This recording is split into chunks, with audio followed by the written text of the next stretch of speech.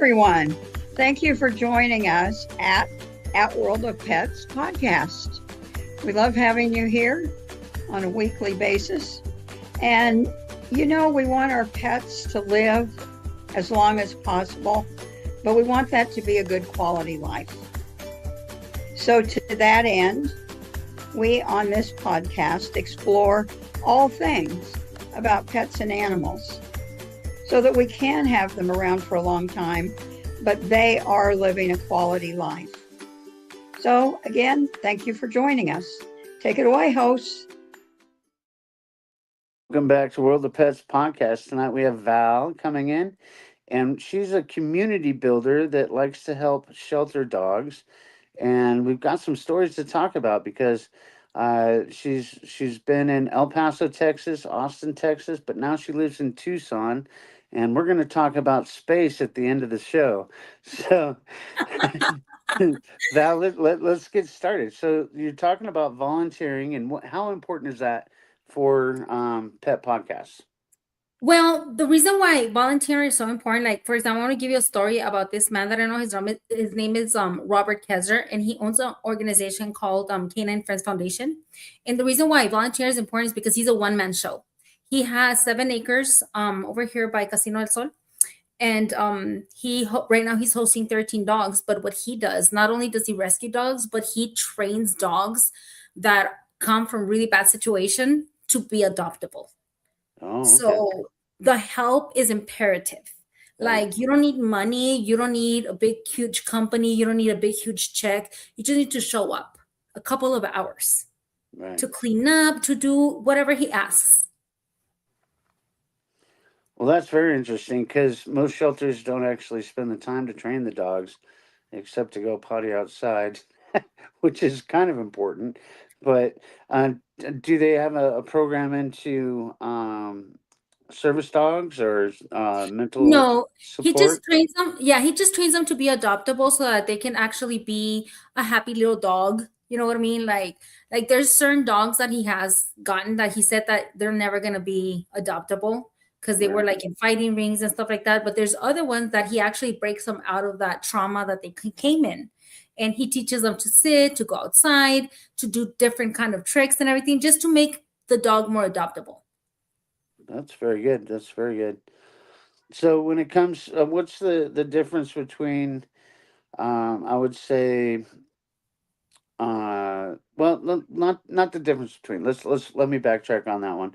So when you're volunteering to help these people, how what would that look like? Was that like something you can do on the weekends, something you can do on the Yes. So, weekdays? like for example, if you go to a shelter, you could just go to the shelter and ask if you could be a volunteer. And then they will tell you when, and you can just tell them, this is when I'm available, and they will take the help. It doesn't matter. So for example, with Robert, like usually the weekends are better for him. So you just I mean, I can hook you up with him, but you just reach out to him and ask him when and where he needs help and just show up. It's just about showing up, really. Right. No, I got you there. I mean, it's hard to get people to show up for work, let alone volunteering. You know But what? There's a lot of crazy people like me though. Like we just we just have energy for days and like, well, one more thing, why not? right. Yeah. Oh, that's for real. So on fostering, how do you get involved in fostering? That's what I want to know. Getting involved in fostering is the same as everything. Like for example, the one that I had that I always recommend a lot is Adopt a Pet because it's an online adopting service, and there you can actually choose to foster, and it makes the process really easy. And I love it because Adopt a Pet has all the local shelters in your city. So all you have to do is just choose the city and then choose that you want to foster, and then they'll let you know of all the dogs that are ready for foster. So Okay. it's really, really simple. All you have to do, and then you don't have to worry about vet bills or anything. Some of them even cover the food. Wow, You know what that's I mean? crazy. Yeah, that's what I was going to ask is, and how much do they cover through that service? Vet bills are super expensive, knowing, Well, having as had far three as dogs. yeah, as far as the vet bills, they're completely covered. And Wow. even if you have to travel, they will foster the dog while you're out traveling. No way. Yes. So Wow. it is a very simple process for the foster parent, because sometimes there's dogs, like for example, German shepherds, the Malinois, or even the huskies. They don't do well in the shelters. Right. They're too intelligent to be in there, and all the noise and everything like them makes them unadoptable, Yeah, and that's makes how them they end up like nervous. euthanizing them first. So if they can be in fosters, those dogs are really good. They'd rather be in a cage at home somewhere than in a noisy shelter. Sure. Well, that makes sense to me. I mean, just based on my experience with, I've only owned dachshunds, so, but that actually makes very good sense because, you get a Malinois or a shepherd puppy that's not fully trained yet. They are a handful. And but they do love the people that they interact with 100%, and they're very good dogs. They're very smart, and they take a lot of training, extra training actually, by the way. Yeah. They need What a do you person like me. They really need a person like me. Like I go with my dogs and I walk 5 miles with them and stuff like that. We leave at 2 in the morning to go walk. So yeah, shepherds need somebody like me. Well, it's not like you can walk at 12 in the afternoon in I know, especially Arizona. not in Tucson. Especially not in Tucson. Well, Yeah, right now you can. you have to be on opposite schedule in Tucson for sure. And because like Colorado Springs, like I just had to go and take off my sweater and everything else right before the sun's going down. It was too hot.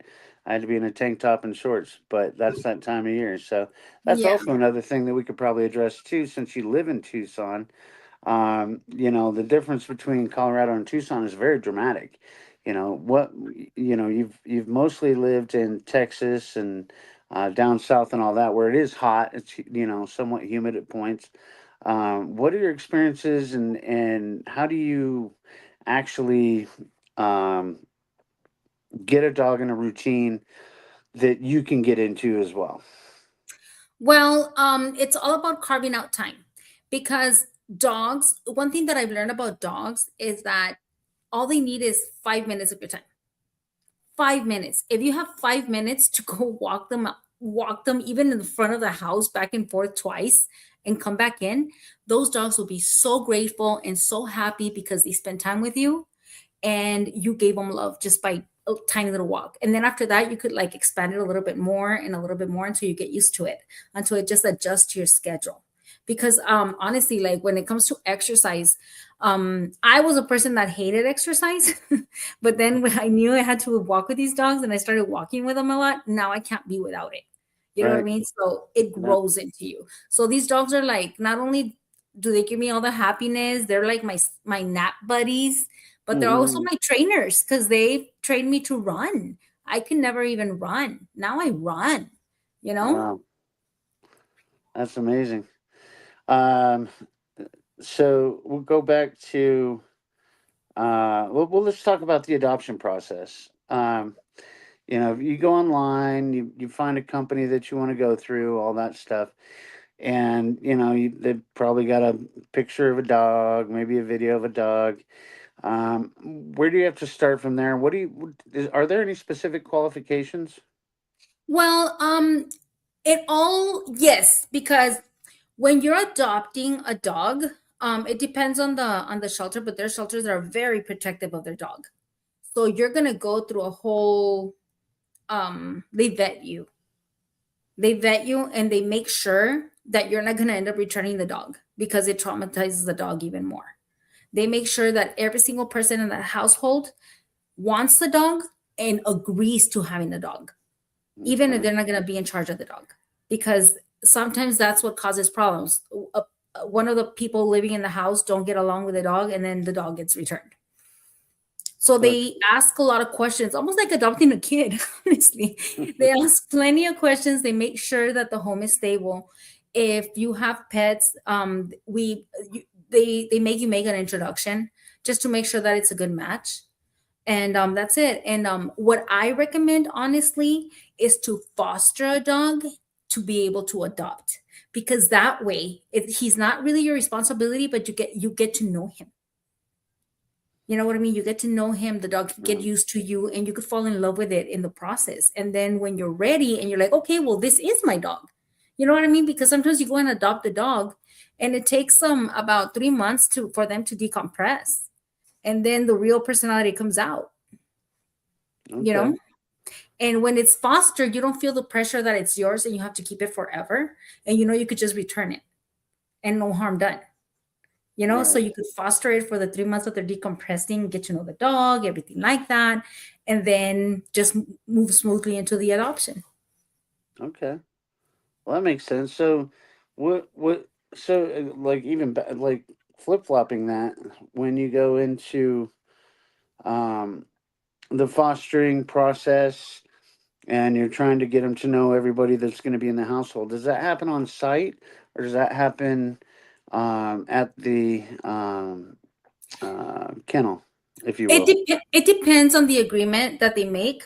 For me, it's always important for me to meet, for my dogs and the new dog to meet at a location where it's not territory to anybody, like a park or something where it belongs to nobody. Yeah, Because you something want to make neutral. sure that, yeah, you want to make sure that they don't feel like, oh, this is my space. You know what I Mm-hmm. mean? You just want to give them like a clean slate. This is just another dog, dude. Right. Right. And that's recommended, but it depends on the shelter. Like, each shelter is gonna have their own rules and everything like that. But through adopt a pet, it's like, I think adopt a pet is mainly fosters that have dogs. I mean, there is some shelters, but mostly it's fosters. So a lot of the foster moms want to meet you somewhere. Okay. Well, that makes perfect sense. I mean, I had, I got both of my first two dogs as puppies, and it was definitely important for them to get to know each other. And then they gave me a litter of one. So that was a wonderful experience. That was a long process, and it's certainly rewarding to have It pets is. that are healthy. It is. Um, so in the adoption process, um, when you get to the point that you're ready, you're done fostering, what does that look like, going into the full adoption and saying, "This is my dog. This is my life Super with it." easy. You just contact the shelter that you made, you have the agreement with, and you tell me, you know what, I want to go ahead and adopt the dog. And those are easy adoptions. Those just go so much more smoothly. There's not all the paperwork, because you've already done the paperwork when you did the fostering. So it just goes a lot smoother. And then they already obviously know that the dog is happy with you, you're happy with the dog. You know what I mean? So it guarantees more of a happy ending Sure. and not a return. Yeah. Well, that's wonderful. Well, tell me about, yeah, we spoke before the show. You wanted to speak about your lost dogs. So we'll just expand on that. Okay, well, Suki is really close to my heart. I call her my sister Hmm. because she used to be my dad's dog, and my dad passed away. Um, he passed away, and the I feel like we both lost our dad. You know, Hmm. they lived together by themselves. It was just him and her, and she was his world. He had her everywhere. He was in his 80s, and he took her with her everywhere. Super fit guy too, so they would run a lot. But anyway, when he passed away, the day, or like the time frame that he passed away, he collapsed, and they were taking him to the hospital, and that's the last thing she saw from him. Oh, She man. just saw him collapsing and then taken away. You know what I mean? And he never came back. Oh. We lost him. And I felt like it was so heartbreaking. And my sister was the one dealing with all the accommodations, because he was in Juarez, and my sister was in El Paso.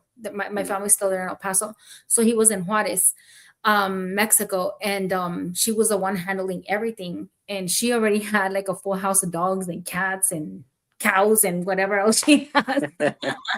And she's like, do you think you could take Suki? I'm like, not even a question. I'm like, no, yes, definitely give her to me. Yeah. And she was so scared and she had no idea what was going on. Like she got extracted from her home, never Right. saw dad again. Came into the situation. I had my little pumpkin. My pumpkin was a pit bull and Chihuahua mix. Hmm. But anyway, they took to each other, and Pumpkin took her under her wing and taught her everything, and they were great together because Pumpkin had lost my dog Rosita like a few months before, Okay. and she was grieving her, and she was really sad. So then when Suki came in, and then Pumpkin, they were together perfect, and we're worried because Suki's only like 5 pounds. And Pumpkin, well, I mean, even though she was crossed with a Chihuahua, she was pretty big. And like people are like, Mhm. yeah, they were like best friends. What do you But think was the most important thing you could take away from that, by the way?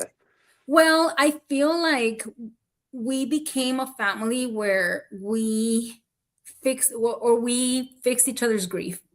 Mm. We filled that hole. Pumpkin got her hole filled with Suki.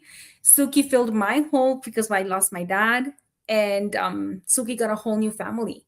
I felt like she was there to save me, and to Mm. help me through these hard times.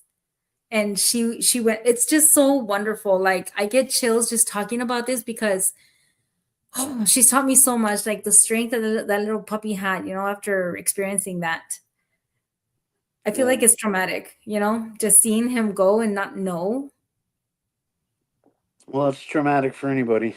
Yeah. I've lost several in an instant. Not dogs, but people. Yeah. It's And so, but that's, well, also my dog. But he was a he picked a fight with a big dog, got his jaw broke.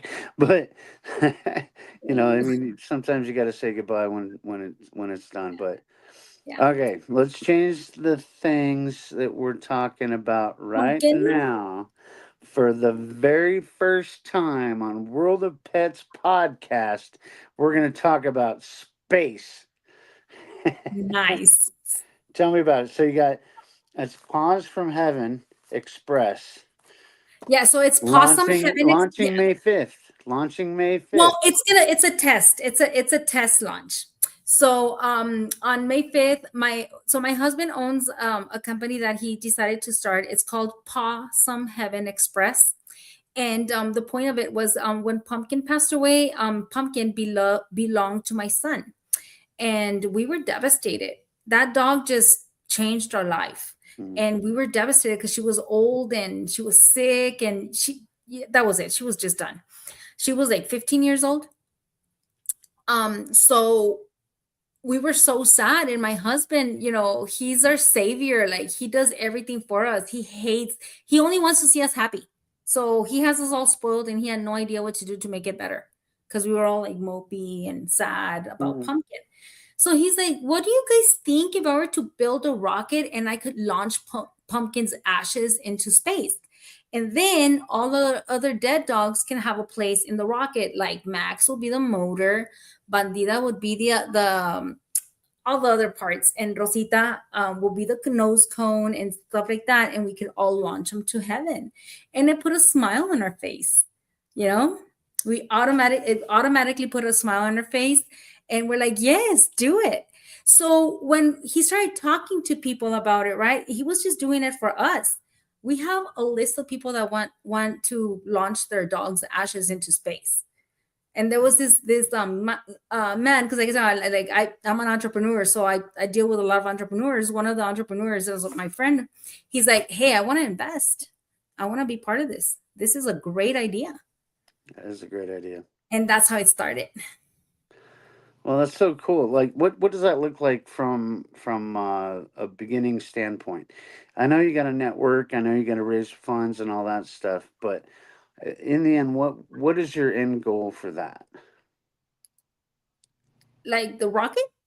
I The don't know. rocket, the process, honestly. Okay, so there's so many parts. There's so many moving parts about it. So first, because he's building it from like from scratch, like everything. Like what he does, we actually go to the desert and we collect aluminum cans, and he is gonna be making parts of the rocket with that aluminum. Okay. So he's building everything from scratch. You know what I mean? Like so I feel like one, it helps the environment because we're cleaning it out. Two, it gets the community involved because we're offering, it's like for everybody who donates money or cans, their business name can go on the rocket. You know what I mean? Oh, So there you go. I feel like it's a community thing. Like I tell you, like I bring people together. I Right. love it. I like doing events.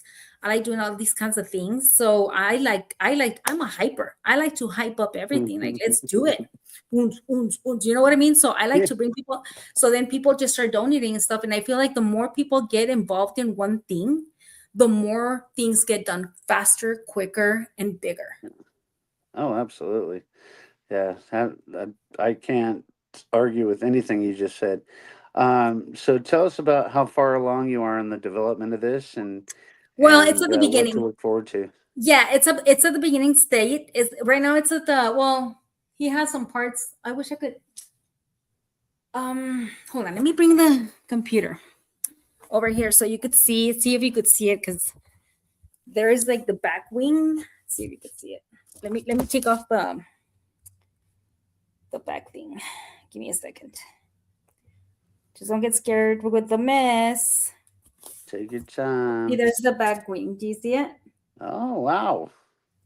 So those are big. There's the back wing. Well, yeah, there's the back wing. There's where this is his working station. See, this is part of the engine Okay. right here. So it should be ready by May 5th, like a little mock up, not like the whole thing, like the whole. Oh, here the other wings. I don't know if you can see them. Oh, sorry. Where did I leave you? No, you're right here.